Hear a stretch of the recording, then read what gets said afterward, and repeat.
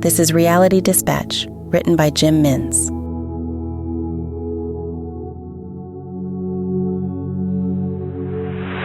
I had my suspicions. People were coming and going at all hours of the night. There would be periodic yelling and screaming, the cheerful kind. Then there would be foot traffic up and down the common stairs out onto the sidewalk at 3 or 4 in the morning. I thought he was a loan shark, but it turns out they were card games. He ran them out of his place for a living.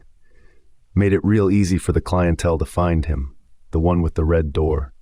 He'd painted it against the landlord's wishes, and to this day had not suffered any repercussions.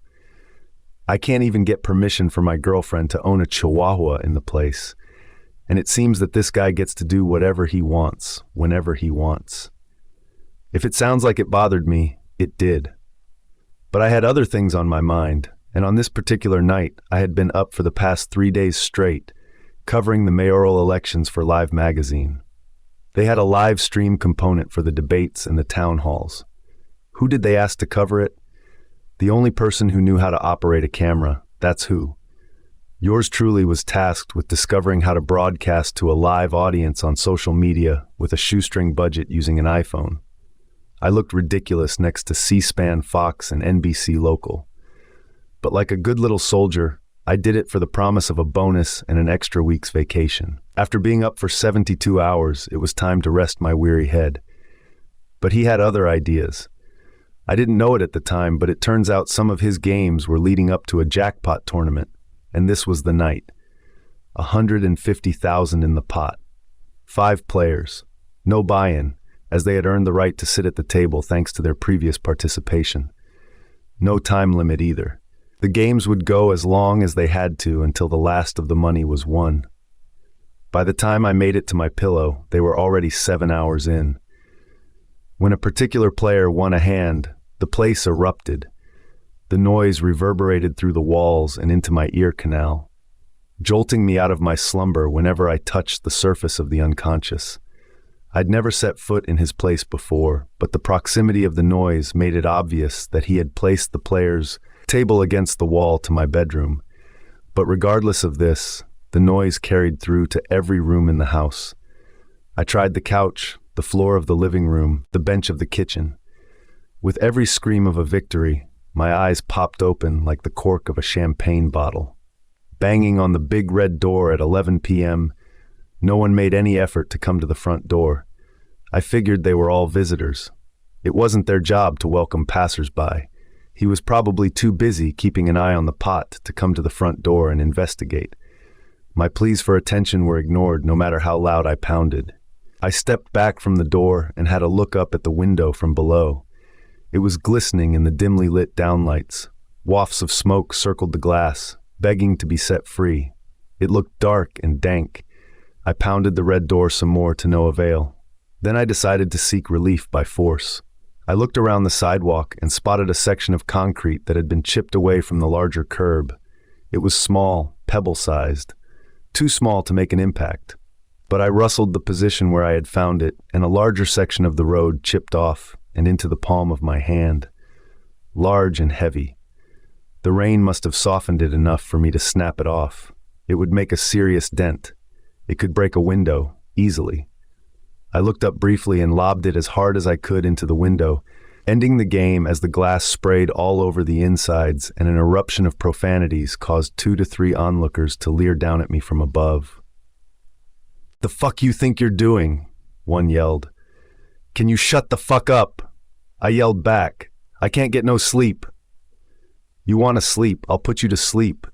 And with that, the window went silent as those who were looking down on me left it to take the stairs and continue the confrontation in person. He exited first. I recognized him from our brief interactions in the hall when we'd collect our mail, or passing one another on a Sunday at the garbage collection. He looked meaner, wearing a dark suit, no tie, and an open-colored shirt. "What's your problem, my man?" he asked, as if it wasn't obvious. "Look, you play these games all the time and you know me. I never say anything. I just need tonight. I need you to just shut the fuck up and let me sleep, okay? I've been up for 3 days and I need sleep." I thought I was being friendly and kind, like a good neighbor. His demeanor changed, He looked as if he might welcome my request. "I tell you what," he said. He was removing his jacket. By this time, the players of the game had all joined us on the sidewalk and were surrounding me, making a horseshoe around him as their leader. "If you can put me down, I'll put an end to the game," he said.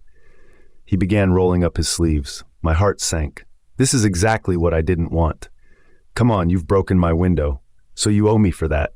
You put me down, I'll pay you $300 right now, and we can forget about the window. Plus, the game is over. You get your good night's sleep," he said. He turned to the others who laughed with him. They must have been used to these types of dealings. They began to relax, as if a show on Broadway was about to raise its curtain and entertain them. "Are you nuts?" I asked. He started bouncing around with his fists raised. I guess he was nuts, and he was serious too. He began with a slap to my face, and that's when I knew that the time for talking was over, and that I was going to have to comply with his ridiculous request. The passage to my blue door was blocked by one of the players. Fighting was my only escape. He slapped me across the other cheek. Hard.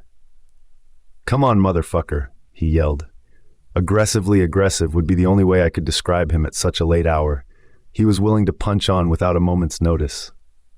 I had no experience of such overly aggressive behavior before. It was almost pre-teen.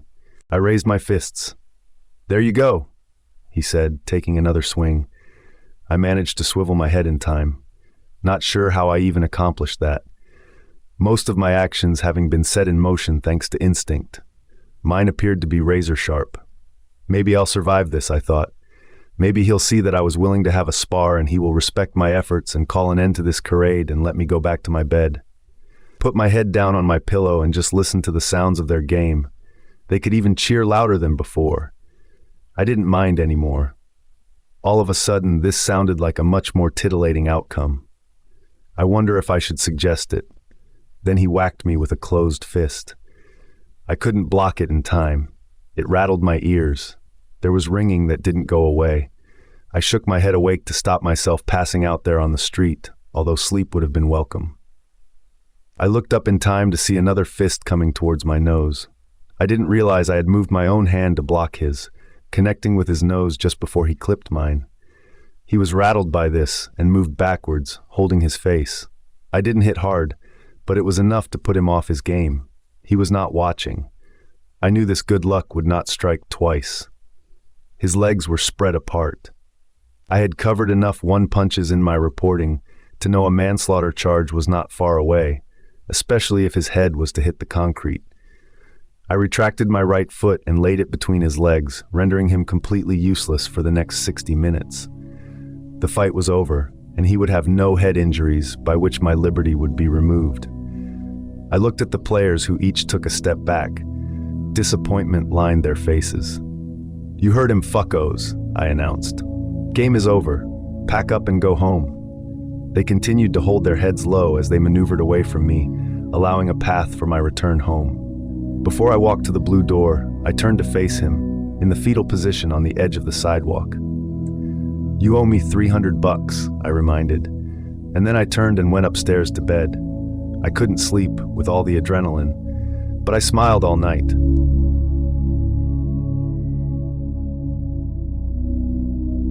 For more stories of fact-based fiction, head to jimmins.substack.com.